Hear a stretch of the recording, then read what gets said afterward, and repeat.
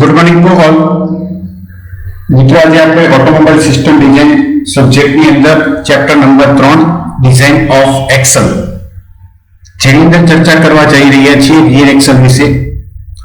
Last લેક્ચરની અંદર આપણે જોઈ ગયા હતા કે ફ્રન્ટ એક્સલ ની વિશેની જે માહિતી હતી તેના વિશે.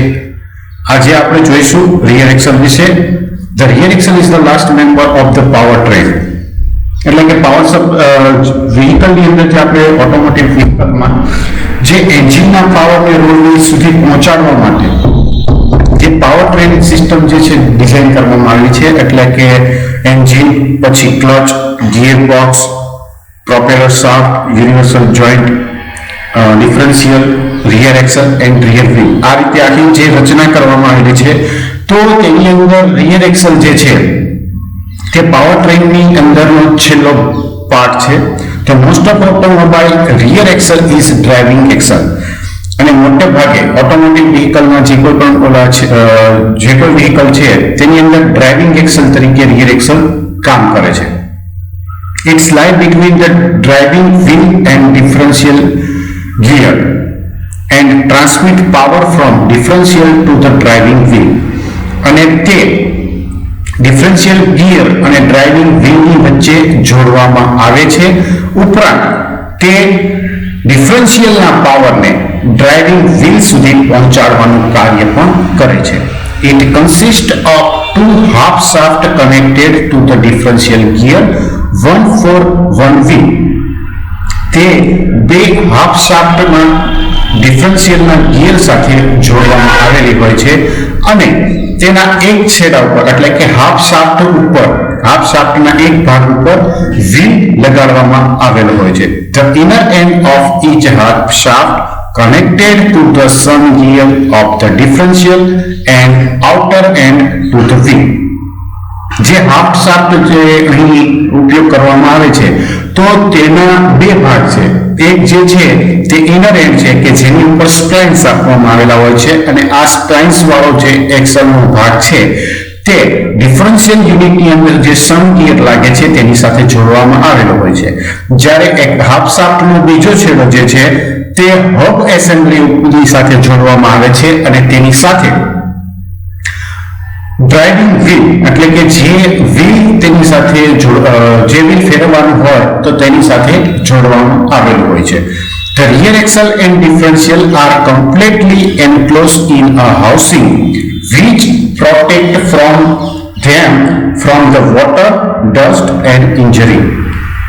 અને રિયર એક્સલ તથા ડિફરન્શિયલ ગિયર જે છે તે સંપૂર્ણ રીતે એક હાઉસિંગની અંદર કવર કરવામાં આવે છે કે જેથી તેનું પાણી, ધૂળ અને કોઈ પણ પ્રકારના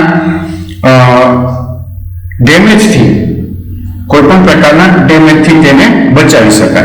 હવે નેક્સ્ટ આવે છે function of the rear Excel. The rear axle mainly perform the following two function. સામાન્ય રીતે રિયર એક્સલ જે છે તે નીચે પ્રમાણે બે કામ કરે છે. First one is the rear axle mainly it carry weight of the vehicle. જે રીતે આપણે ફ્રન્ટ એક્સલની અંદર જોઈ ગયા કે આગળના ભાગનું વજન છે તે ફ્રન્ટ એક્સલ ઉપર આવે છે જેની એક નિશ્ચિત ટકાવારી હોય છે, જ્યારે બાકી રહેલું જે વજન છે તે રિયર એક્સલ ઉપર આવે છે. એટલે કે તે વ્હીકલના લોડને સહન કરે છે. It rotate and transmit the power from engine to the wheel. અને તે એન્જિનમાંથી પેદા થતા પાવરને વ્હીલ સુધી ટ્રાન્સમિટ કરે છે અને સાથોસાથ તેને ફેરવે પણ છે. નેક્સ્ટ હવે આગળ જોઈએ according classification of the rear axle. Rear એક્સલના જે પ્રકાર છે તે જોઈએ હવે. તો according to the design of axle, design પ્રમાણે તેના બે ભાગ પડેલા છે. First one is banjo type axle અને second one is split type axle. તો સૌથી પહેલા આપણે જોઈએ બેન્ઝો ટાઇપ એક્સલ વિશે. In this type of axle is a single shaft and final drive assembly is carry in separating a casing which is bolt to axle housing. આ પ્રકારની shaft જે છે તે એક સિંગલ શાફ્ટ છે અને તેને ફાઇનલ ડ્રાઇવ એસેમ્બલીની અંદર અલગ સેપરેટ કેસિંગમાં ફિક્સ કરવામાં આવે છે અને તેના એક્સલ હાઉસિંગની અંદર બોલ્ટની મદદથી ફિટ થાય છે. The benzo construction is often used for the smaller and light vehicle.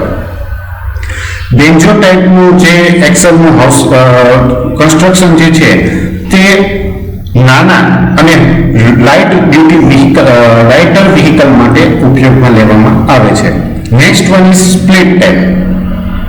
તો સ્પ્લિટ ટાઈપની અંદર જોઈએ તો કે this type of axle split shaft are used with the central housing contain the differential gear and it is fitted with a tube on each side to carry the half axle and bearing.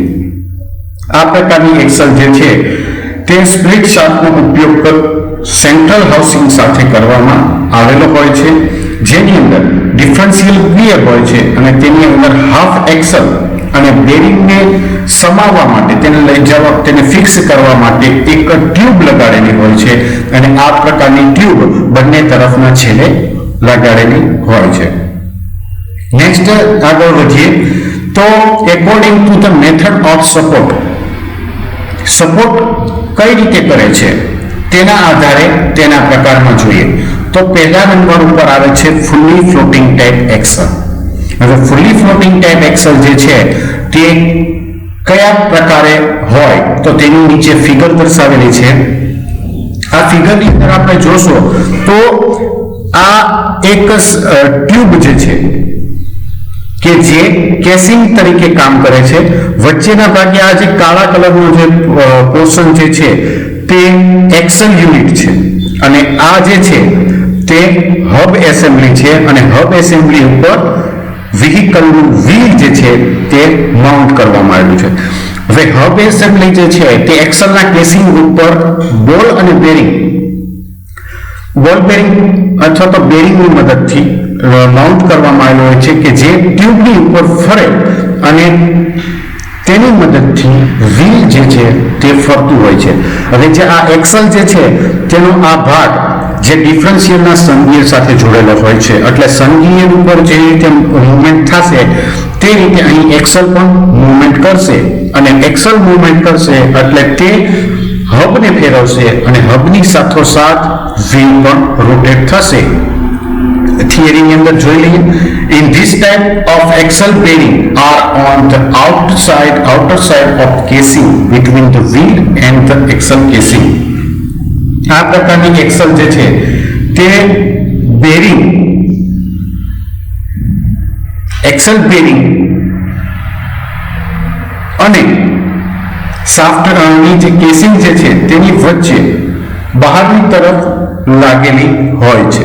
The axle is not supported by the bearing at the entire end and its position is maintained by the way that is supported at the both end. અહીંયા જે Excel છે તે બેરિંગની ઉપર support કરતી નથી અથવા તો તેને બેરિંગ દ્વારા કોઈ પણ પ્રકારનો સપોર્ટ મળતો નથી.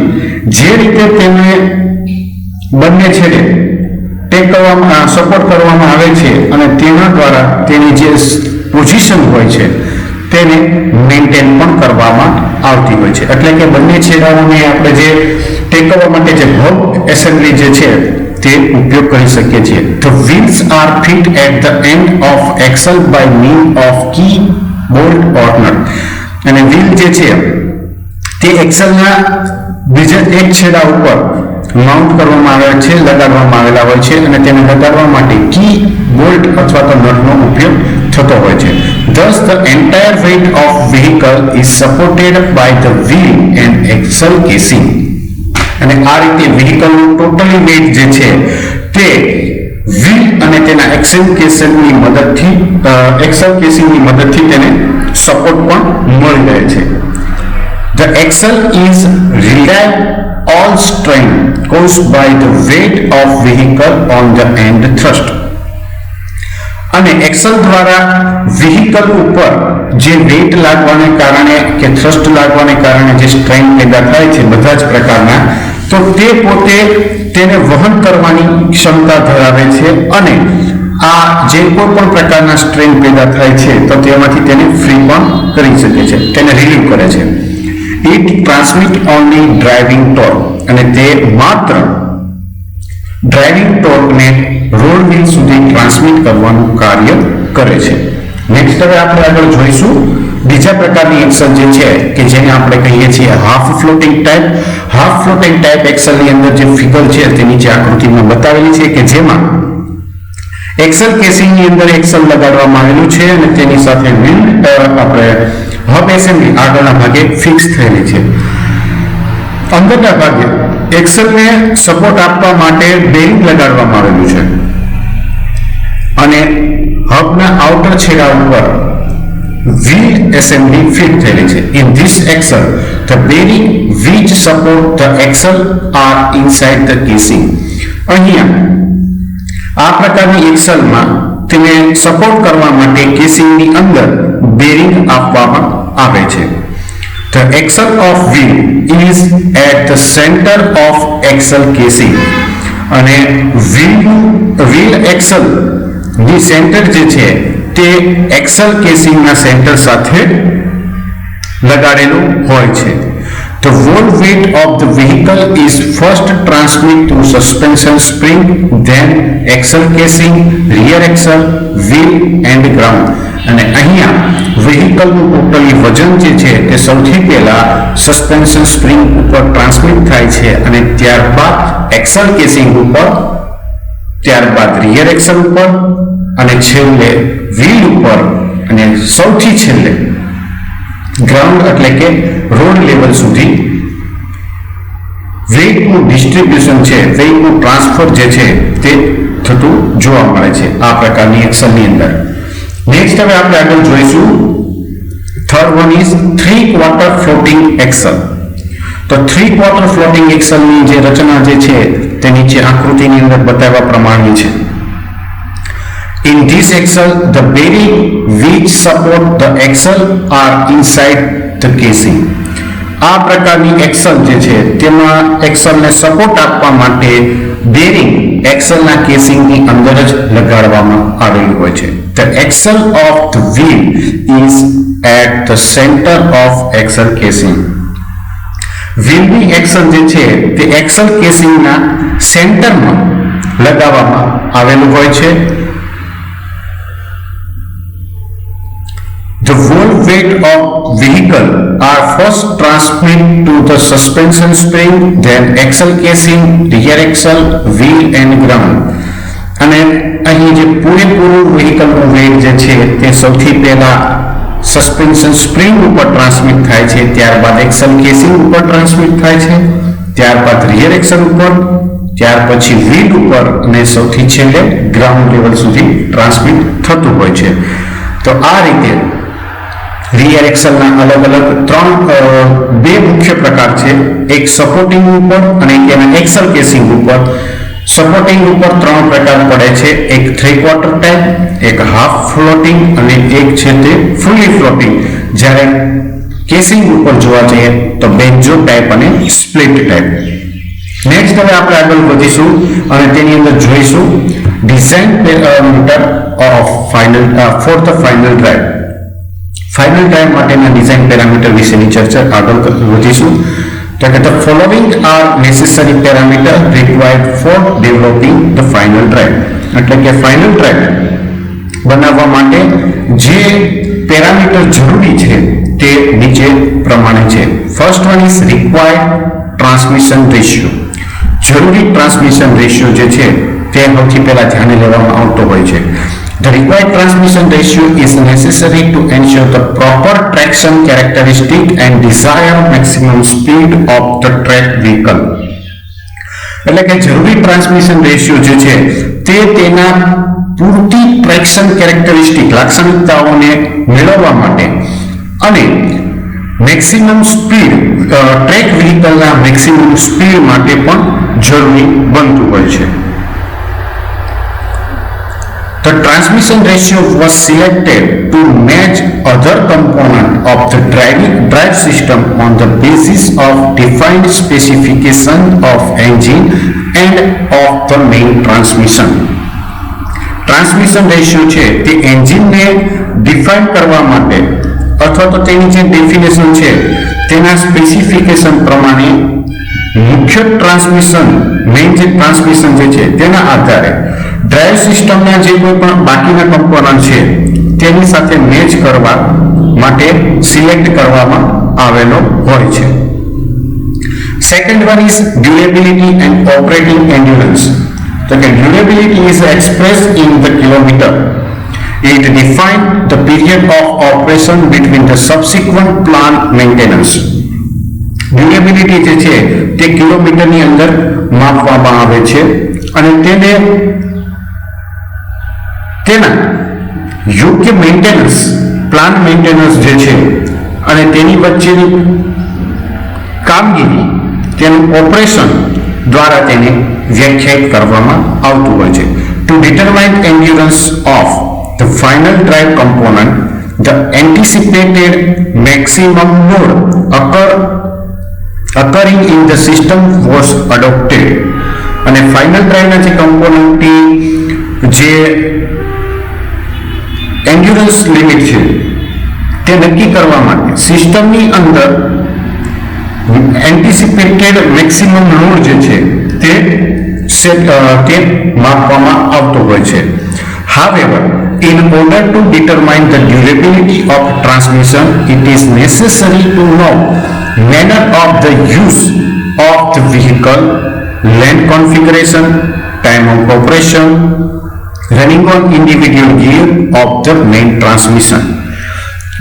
જો કે ટ્રાન્સમિશનની ડ્યુરેબિલિટી નક્કી કરવા માટે વાહન કઈ રીતે ઉપયોગ કરવામાં આવ્યો છે તો તેની મેથડ, જે જગ્યા ઉપર તેને ચલાવવામાં આવે છે એટલે કે લેન્ડ કોન્ફિગરેશન એટલે કે મોડેલ, મેઇન ટ્રાન્સમિશન સિસ્ટમ જે છે તો તેની અંદર અલગ અલગ ગિયર ઉપર તેના રનિંગ ઓપરેશન વિશેનો ટાઈમ અથવા તો તેનો સમય, આ બધા મુખ્ય પેરામીટરો છે તે ધ્યાને લેવામાં આવતા હોય છે. This parameter are crucial for the attend high occurring in the estimating the durability of the transmission without unnecessary increasing its weight by oversizing it.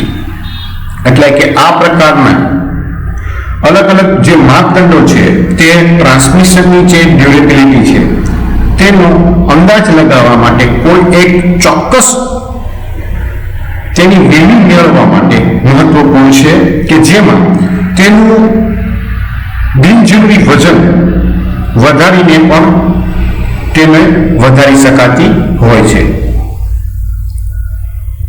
Next હવે આગળ જોઈએ મેક્સિમમ ટોર્ક.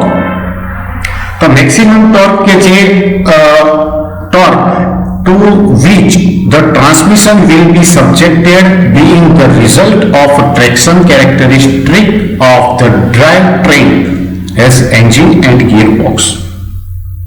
મેક્સિમમ ટોર્ક કે જેના ટ્રાન્સમિશનને આધારે કરવામાં આવતું હોય છે તે ડ્રાઈવ ટ્રેન એટલે કે એન્જિન અને ગિયરબોક્સની ટ્રેક્શનિક લાક્ષણિકતાઓ જે છે કેરેક્ટરિસ્ટિક છે તેનું પરિણામ દર્શાવે છે.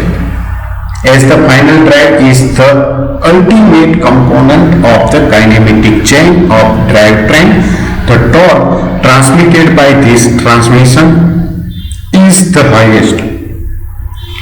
એટલે કે જે ફાઇનલ ડ્રાઈવ છે તે ડ્રાઈવ ટ્રેનની કાઇનેમેટિક ચેનનો લાસ્ટ કમ્પોનન્ટ હોવાથી અહીંયા જે ટ્રાન્સમિટર દ્વારા જે ટોર્ક ટ્રાન્સમિશન દ્વારા જે ટોર્ક ફેલાય છે તે ટ્રાન્સમિટ કરવામાં આવે છે તે સૌથી વધારે મળે છે.